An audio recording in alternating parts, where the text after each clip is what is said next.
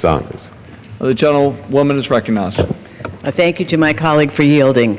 I rise in strong opposition to this legislation, and in particular, a section of the bill that would create an opening to cause irreparable damage to our national parks.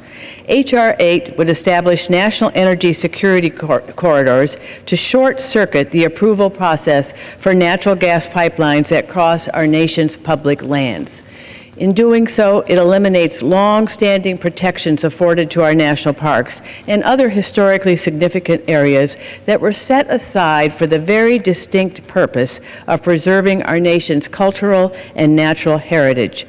This legislation also blocks the public from providing any input on where these natural gas pipeline corridors should be located. My home state of Massachusetts, like many areas around the country, faces real energy challenges. In my district, a company is proposing to build a new 250-mile natural gas pipeline that crosses 3 states. I have heard from hundreds of my constituents expressing their concerns with the project, particularly with regard to its route. Thanks to extensive public review and input, the pipeline route has already been adjusted to minimize some of the environmental impacts, but there are still many outstanding concerns that deserve careful scrutiny to be sure that the route does not adversely impact local farmland, state forests, parks, wildlife management areas, and wetlands.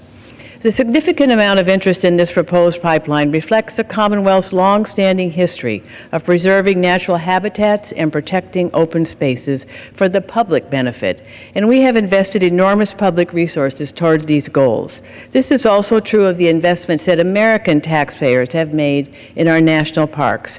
By expediting approval of natural gas pipelines, H.R. 8 would directly erode the National Park Service's ability to meet its core mission of preserving and protecting our nation's natural, cultural, and historic resources unimpaired for the use and enjoyment of future generations.